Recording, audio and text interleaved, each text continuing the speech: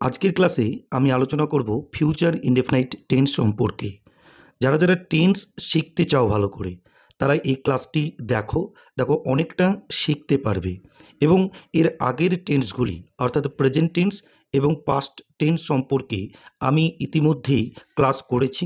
ক্লাসগুলি পাওয়ার জন্য তুমি ডেসক্রিপশন বক্সে যাবে এবং সেখানে ভিডিও লিঙ্ক দেওয়া থাকবে টেন্স সম্পর্কে। সেই ক্লাসগুলো ধারাবাহিকভাবে করবে, তুমি দেখবে টেন্স সম্পর্কে তোমাদের ধারণা একেবারে পরিবর্তন হয়ে যাবে। দেখবে টেন্স কত সুন্দর করে তোমরা বুঝতে পারছো এবং ভালো লাগছে। আর এই টেন্স না শিখলে কিন্তু তোমরা ঠিকমতো রাইটিং স্কিল ঠিকমতো পারবে না করতে। ওকে, দেখো, future indefinite tense is used when an action will be done or will happen in future। অর্থাৎ future indefinite tense is used মানে future indefinite tense ব্যবহৃত হয় when যখন an action will be done একটা কাজ করা হবে or will happen অথবা সেই কাজটি ঘটবে বা কোনো ঘটনা ঘটবে in future ভবিষ্যৎকালে। তাহলে বোঝা গেল কি বললাম, যে ভবিষ্যৎকালে যদি কোনো ঘটনা বা কোনো কাজ সম্পন্ন হবে, ঠিক আছে, এরকম বোঝাই, তাহলে আমরা কিন্তু ফিউচার ইনডেফিনাইট টেন্স ব্যবহার করব। ওকে, এটা দেখো বাংলাতে লিখে দিয়েছি, তোমরা খাতায় লিখে নিতে পারো নোট আকারে। অর্থাৎ ভবিষ্যতে কোনো কাজ বা ঘটনা ঘটবে, ঠিক আছে, এমন বোঝাতে যে টেন্স ব্যবহার করি তাকে ফিউচার ইনডেফিনাইট টেন্স, বা এই ফিউচার ইনডেফিনাইট টেন্সকেও কিন্তু সিম্পল ফিউচার বলা হয়। ঠিক আগের মতো যেমন প্রেজেন্ট ইনডেফিনাইট টেন্স ছিল, ঠিক আছে, সেটাকে আমরা সিম্পল প্রেজেন্ট বলেছি। পাস্ট ইনডেফিনাইট টেন্স ছিল, সেটাকে আমরা সিম্পল পাস্ট বলেছি। ঠিক আছে, দেখো এবার আমরা বাংলায় চিনব কিভাবে এই যে ফিউচার ইনডেফিনাইট টেন্স হবে, সেটা আমরা বাংলায় কেমনভাবে চিনব।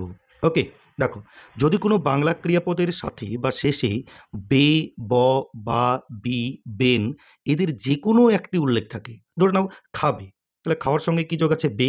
ধরে নাও যদি বলি আমি ভাত খাবো, তাহলে দেখো খাওয়ার সঙ্গে ব যোগ আছে, অর্থাৎ এই কাজটি কিন্তু ভবিষ্যৎকালে ঘটছে, সেই জন্য এগুলোকে আমরা কি বলবো? Future indefinite tense.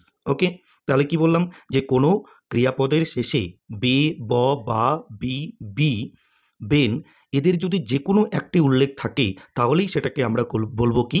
Future indefinite tense. ওকে, বোঝা গেল?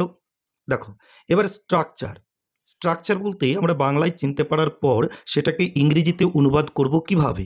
ঠিক আছে বন্ধুরা, দেখো কি বলেছে, যে প্রথমে সাবজেক্ট বসবে, তারপরে শ্যাল অথবা উইল। শ্যাল বসবে নালে উইল বসবে। এই শ্যাল উইল কোথায় বসে আমি এখানে আলোচনা করেছি, তোমরা দেখে নেবে এবং বোঝাবো আমি। দেখো ভার্বের প্রথম রূপ, দেখো ভার্ব অন মানে ভার্বের যে তিনটে রূপ থাকে, প্রথম রূপ, দ্বিতীয় রূপ, তৃতীয় রূপ, সেই প্রথম রূপটা কিন্তু ফিউচার ইনডেফিনাইট টেন্সে বসবে। আর একটি কথা মনে রেখো, যে ফিউচার টেন্সে সব টেন্সের ক্ষেত্রে অর্থাৎ future indefinite, future continuous, future perfect continuous, সব টেন্সের ক্ষেত্রে কিন্তু শ্যাল উইল বসবেই। ঠিক আছে, ভার্বের প্রথম রূপ, তারপর অবজেক্ট, তারপর আদার্স এবং কমপ্লিমেন্ট, মানে অন্যান্য বা কমপ্লিমেন্ট কথার অর্থ হচ্ছে পরিপূরক। বোঝা গেল? তাহলে প্রথমে আমরা সাবজেক্ট বসাবো, দেখো এখানে পরিষ্কার করে বাংলাতে লিখে দিয়েছি, যে অর্থাৎ প্রথমে সাবজেক্ট বসবে, তারপর সাবজেক্ট অনুযায়ী শ্যাল বা উইল বসবে। ঠিক আছে, এই যে কোনো একটি বসবে, শ্যাল বা উইলের যে কোনো একটি বসবে এবং মূল ভার্বের প্রেজেন্ট রূপ বসবে। তাহলে বোঝা গেল কি বললাম, যে প্রথমে আমরা সাবজেক্ট বসাবো, তারপরে শ্যাল অথবা উইলের মধ্যে যে কোনো একটি বসাবো, তারপরে ভার্বের প্রথম রূপ বসবে, তারপরে অবজেক্ট বসবে, তারপরে আদার্স বা কমপ্লিমেন্ট। ঠিক আছে, শুধু মনে রাখবি যে ফিউচার ইনডেফিনাইট টেন্সে শ্যাল উইল এবং ভার্বের প্রথম রূপ হয়। ঠিক আছে, শুধু গঠনটা আর বাংলায় চিনব কিভাবে আমরা এটুকু মনে রাখবো, তাহলে দেখবি টেন্স তোমাদের সারা জীবন মনে থাকবে। ওকে, নেক্সট, এবার শ্যাল উইল কোথায় বসে? ঠিক আছে, শ্যাল উইল কোথায় বসে আমরা সেটা জানবো। শ্যাল উইল কোথায় বসে? দেখো সাধারণত ফার্স্ট পার্সন কোনগুলো? এই যে আই, উই, আস, এই আসটা তো অবজেক্ট, সাবজেক্ট বলেছি, সেহেতু আই এবং উই এই দুটোর পরেই কেবল শ্যাল বসে। এবং অন্যান্য ক্ষেত্রে অন্যান্য যে পার্সনগুলো আছে, সেকেন্ড পার্সন, থার্ড পার্সন, এই দুটো পার্সনের ক্ষেত্রে কিন্তু উইল বসবে। তাহলে বোঝা গেল, এটুকুই মনে রাখবে তোমরা, যে আই এবং উইর পর শ্যাল বসে, বাকি সব ক্ষেত্রে উইল বসে। ঠিক আছে, নেক্সট, কিন্তু একটু ব্যতিক্রম আছে। দেখো, যে কিন্তু কোনো প্রতিশ্রুতি যদি বোঝায়, অনুরোধ করা যদি বোঝায়, প্রত্যাখ্যান বোঝায়, প্রস্তাব বোঝায়, তাহলে কিন্তু এর বিপরীত হবে। বিপরীত হবে বলতে, যেমন আমরা আই এবং উইর পর শ্যাল করেছিলাম, কিন্তু যদি প্রতিশ্রুতি কিছু বোঝায়, প্রমিস করা, যেমন আমি এই বইটা তোমাকে কাল কিনে দেবই, প্রতিশ্রুতি বোঝাচ্ছে। অনুরোধ যদি বোঝায়, যেমন কি যদি বলি আমি কি ভেতরে আসতে পারি বা তোমার পেনটাকে আমি নিতে পারি, এটা অনুরোধ বোঝাচ্ছে। ঠিক আছে, তারপরে কি প্রত্যাখ্যান, প্রস্তাব ইত্যাদি যদি বোঝায় তাহলে আমরা কিন্তু আই এবং উইর পর শ্যাল বসাবো না, কি বসাবো? উইল বসাবো। ধরে নাও একটা বন্ধুর সাথে আর একটা বন্ধুর ঝামেলা হলো, ঝামেলা হওয়ার পর একটা বন্ধু বলছে যে আমি তোকে মারবই, মানে কি এটা প্রতিশ্রুতি বোঝাচ্ছে। ঠিক আছে, যে মারবই। ওকে, তাহলে কি বলো, জোর দিয়ে কোনো কথা বোঝালে বা প্রতিশ্রুতি, অনুরোধ, প্রত্যাখ্যান, প্রস্তাব ইত্যাদি যদি বোঝাই তাহলে আমরা তার বিপরীতটা করব, অর্থাৎ আই এবং উইর পর শ্যাল বসে। কিন্তু এইরকম যদি বোঝাই তাহলে আমরা কি করব, সেটাকে উইল বসাবো বা তারপরে উইল বসাবো। ঠিক তেমনি হিয়ের পর, হিটা থার্ড পার্সন, থার্ড পার্সনের পর বলেছি আমি উইল বসে, কিন্তু এই ক্ষেত্রে কি হবে, হিয়ের পর শ্যাল বসবে। বোঝা গেল কি বললাম? আবারও বলছি, শ্যাল উইল কোথায় বসে? ফার্স্ট পার্সন অর্থাৎ আই এবং উইর পর শ্যাল বসে, এবং বাকি ক্ষেত্রে উইল বসে। ঠিক আছে, আই এবং উইর পর শ্যাল বসে, এবং বাকি ক্ষেত্রে যতগুলো আছে সাবজেক্ট সব ক্ষেত্রেই আমরা উইল বসাবো। কিন্তু জোর দিয়ে বা প্রতিশ্রুতি বা অনুরোধ বা প্রত্যাখ্যান যদি কিছু বোঝায় তাহলে আমরা কিন্তু কি করব বলো, উল্টোটা বসাবো। মনে থাকবে? নেক্সট, ব্যতিক্রম। দেখো, ভবিষ্যৎকালের একটা ব্যতিক্রম আছে। শুধু ব বে বিন থাকলেই ভবিষ্যৎকাল বলবো না আমরা। দেখো, নিকটতম ভবিষ্যৎ বোঝাতে বা ভবিষ্যৎকালের কোনো সিদ্ধান্ত বা পরিকল্পনা বোঝাতে আমরা কিন্তু তখন প্রেজেন্ট কন্টিনিউয়াস টেন্স ব্যবহার। যদি বলি যে আমি একটা নতুন দোকান খুলতে যাচ্ছি, ঠিক আছে, খুলতে যাচ্ছি মানে এখনো খোলা হয়নি, ভবিষ্যতে খুলবো। ঠিক আছে, ভবিষ্যতে দোকানটা খুলবো, সেই অর্থে আমরা কি করব, সেই অর্থে আমরা এটাকে ফিউচার ইনডেফিনাইটও ব্যবহার করতে পারি, আবার প্রেজেন্ট কন্টিনিউয়াস টেন্সও ব্যবহার করতে পারি। তাহলে বোঝা গেল বন্ধুরা কি বললাম, যে যদি কোনো নিকটতম ভবিষ্যৎ বোঝায় বা ভবিষ্যৎকালের কোনো সিদ্ধান্ত বা পরিকল্পনা আমি গ্রহণ করতে যাচ্ছি এই রকম যদি বোঝায় তাহলে আমরা কি করব, প্রেজেন্ট কন্টিনিউয়াস টেন্সও করতে পারি ওটা, বা ফিউচার ইনডেফিনাইট টেন্সও করতে পারি। ওকে, দেখো, যেমন দেখো কয়েকটা উদাহরণ দিয়েছি, উদাহরণগুলো ভালো করে বুঝে নাও, তাহলে ক্লিয়ার হয়ে যাবে যে তারা একটি নতুন ব্যবসা শুরু করতে যাচ্ছে, যেটা বললাম যে এখনো শুরু করেনি, শুরু করতে যাচ্ছে। ঠিক আছে, তাহলে আমরা দেখব, দেখো এখানে ভার্ব কোনটা, যাচ্ছে। ঠিক আছে, যাচ্ছেটা ভার্ব। ওকে, এরপরে কি করব, আমরা সাবজেক্ট খুঁজব, কে যাচ্ছে বা কে ব্যবসা শুরু করতে যাচ্ছে, তারা। তাহলে এটা সাবজেক্ট, কারা বা কে দিয়ে প্রশ্ন করলে যে উত্তর বেরোয় সেটি হচ্ছে সাবজেক্ট। তাহলে সাবজেক্ট বার করলাম, ভার্ব বার করলাম। ঠিক আছে, এবার কি শুরু করতে যাচ্ছে, একটি নতুন ব্যবসা, এটা হচ্ছে অবজেক্ট। তাহলে নিয়মটা কি বললাম, ফিউচার ইনডেফিনাইট টেন্সে করতে পারি এটা, বা প্রেজেন্ট কন্টিনিউয়াস টেন্সেও করতে পারি। আমরা এটা প্রেজেন্ট কন্টিনিউয়াস টেন্সে করছি। দেখো, তারা ইংরেজি কি, দে। প্রেজেন্ট কন্টিনিউয়াস টেন্সের নিয়ম এর আগে একটা ক্লাস করা হয়েছে প্রেজেন্ট কন্টিনিউয়াস টেন্স সম্পর্কে, তোমরা দেখে নেবে। তাহলে দের পর কি বসে, বিভার্ব বসে। বিভার্ব কোনটা, প্রেজেন্ট টেন্সের বিভার্ব সবসময় মনে রাখবে অ্যামিজার হয়। ঠিক আছে, আর পাস্ট টেন্সের বিভার্ব হয় ওয়াজ, ওয়ার। তাহলে দে আর, ক্লিয়ার হলো। তারপরে ভার্বের সাথে কন্টিনিউয়াস থাকলেই মেন ভার্বের সাথে আইএনজি যুক্ত হয়। তাহলে দে আর শুরু করতে যাচ্ছে, তাহলে যাচ্ছেটা ভার্ব, যাওয়া ইংরেজি কি, গো। গোয়ের সঙ্গে আমরা কি করব, আইএনজি যোগ করব, একটু আগেই বললাম কন্টিনিউয়াস।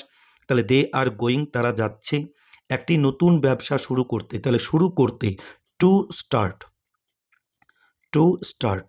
ঠিক আছে, শুরু করা ইংরেজি স্টার্ট, আর শুরু করতে তে যদি থাকে কোনো ক্রিয়াপদের শেষে তাহলে আমরা ইংরেজিতে তার আগে একটি টু বসিয়ে দেবো। টু স্টার্ট মানে শুরু করতে। এরকম যদি খাওয়া বলি, খাওয়া ইংরেজি কি, ইট। যদি বলি খেতে তাহলে কী হবে ইংরেজি, টু ইট। পড়তে, টু রিড। ঠিক আছে, তাহলে দে আর গোয়িং টু স্টার্ট, তারা শুরু করতে যাচ্ছে, কি শুরু করতে যাচ্ছে, একটি নতুন ব্যবসা। অবজেক্টটা বসবে, তাহলে একটি ইংরেজি এ, নতুন ইংরেজি হচ্ছে নিউ, আর ব্যবসা ইংরেজি বিজনেস। ঠিক আছে, বোঝা গেল কি বললাম, they are going to start a new business. Okay, next আসবো আমরা, আমি আগামীকাল তোমাকে বইটি দিবই। দেখো, দিবই বলেছে, প্রমিস করা বোঝাচ্ছে। ঠিক আছে, প্রতিশ্রুতি বোঝাচ্ছে। তাহলে প্রতিশ্রুতি বোঝালে কি বলেছিলাম, কিচ্ছু না, আয়ের পর শ্যাল হতো, সে জায়গায় উইল করব। তাহলে এখানে কি সাবজেক্ট কি, I will, I will. Verb কি, দিব। দিব ইংরেজি কি, গিভ। বন্ধুরা তো জানোই যে ফিউচার টেন্সে প্রেজেন্ট ফর্ম হয়, সেই জন্য আমি প্রেজেন্ট ফর্মটা বা প্রথম রূপটা বসালাম ভার্বের। তাহলে আই উইল গিভ, আমি দিবই, দিবই তোমাকে বইটি। তোমাকে ইংরেজি কি, ইউ। বইটি ইংরেজি কি, বই ইংরেজি বুক। তার আগে তারপরে টি আছে, নির্দিষ্ট করে বোঝালে দি বসে, দি বুক। ওকে, I will give you the বুক, আমি তোমাকে বইটি দিবই। বাকি কি থাকলো, আগামীকাল। আগামীকাল ইংরেজি কি বলো, টুমোরো। তাহলে কি হবে, I will give you the book tomorrow. Okay, আমি জোর দিয়ে বলছি না তোর বইটা আমি কালকে দিবই, ঠিক আছে? এরকম করে জোর দিয়ে বোঝালে কি হবে, শ্যাল হতো সে জায়গায় উইল হবে। ওকে, নেক্সট। পরে কি আছে, আমরা নদীতে মাছ ধরবো না। দেখো না আছে নেগেটিভ, নেগেটিভ বোঝালে কি বলেছিলাম, কিচ্ছু না। নেগেটিভ আছে না, ইংরেজি কি নট। এই নটটা কোথায় বসে বলেছিলাম, আগের ভিডিওতে তোমরা দেখেছো সবাই। কি বলেছিলাম, যে বি ভার্বের পর বা হ্যাভ ভার্বের পর বা মোডাল ভার্বের পর, অর্থাৎ অক্সিলিয়ারি ভার্বের পর নটটা বসাতে হয়। তাহলে এখানে অক্সিলিয়ারি ভার্ব কি আছে, শ্যাল উইল, তার পাশে আমরা নটটা বসিয়ে দেবো। তাহলে আমরা ইংরেজি কি, সাবজেক্ট প্রথমে বসবে উই, উইয়ের পর বললাম কি বন্ধুরা, শ্যাল, উই শ্যাল নট, ঠিক আছে? এতটুকু বুঝতে পারলে। তারপরে কি আছে, ভার্ব, ভার্ব কি আছে, ধরা, ধরা ইংরেজি কি, ক্যাচ, CATCH, ক্যাচ। ওকে, তাহলে উই শ্যাল নট ক্যাচ, আমরা ধরবো না। কি ধরবো না, মাছ, ফিশ, ঠিক আছে? বাকি কি থাকলো, নদীতে, নদী ইংরেজি কি, রিভার, রিভারের আগে ইন দ্য রিভার হবে, ইন দ্য রিভার। ওকে, তাহলে ইংরেজিতে কি হলো, we shall not catch fish in the river. এইভাবে তোমরা ছোট ছোট বাক্য তৈরি করো, তৈরি করে শেখো, নিয়মগুলো ভালো করে পড়ো, দেখবে তোমরা ইংরেজি লিখতেও পারবে, বলতেও পারবে, বুঝতেও পারবে।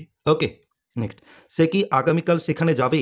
এবার দেখো প্রশ্ন করা বোঝাচ্ছে, প্রশ্ন করা বোঝালে কিচ্ছু না, প্রশ্ন করা বোঝালে অক্সিলিয়ারি ভার্বটা আগে বসাবো। তাহলে সে আছে, সে ইংরেজি কি, হি, হি এর পর কি, হিটা থার্ড পারসন, সেহেতু উইল হয়। এবার উইলটা আমরা হি উইল করতাম, সে জায়গায় কি করব, উইলটা আগে বসিয়ে দেবো। তাহলে উইল হি, উইল হি। ওকে, তারপরে কি ভার্ব, ভার্ব কোনটা, যাওয়া ইংরেজি কি, গো। তাহলে উইল হি গো, ঠিক আছে, উইল হি গো, বোঝা গেল। তারপরে কি করব, কি আছে, সেখানে, আগামীকাল সেখানে, তাহলে সেখানে ইংরেজি কি, দেয়ার। ওকে, উইল হি গো দেয়ার, আগামীকাল আগে একটু আগে বলে দিলাম টুমোরো, TOMORROW, দিয়ে কী হবে, জিজ্ঞাসা চিহ্ন হবে, will you go there tomorrow. সে কি আগামীকাল সেখানে যাবে, will you go there tomorrow. আর পরের যে কাজটা আছে 5 নম্বর, তাহারা একটি গাড়ি কিনবে, একদম সহজ আছে। তোমরা অবশ্যই খাতায় করে আমাকে কমেন্টে লিখে দিও, আমি দেখব তোমরা বুঝতে পারছো কিনা বা তোমাদের ঠিক হচ্ছে কিনা।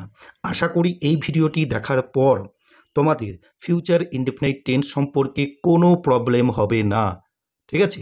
যদি কোনো জায়গায় ইনকেস, যদি কোনো জায়গায় কোনো রকম অসুবিধা হয়, অবশ্য কমেন্টে আমাকে জানিও, আমি তার রেসপন্স দিবই। ওকে, আর ভিডিওটি ভালো লাগলে একটি লাইক করে দিও, বন্ধুদের মধ্যে শেয়ার করে দিও।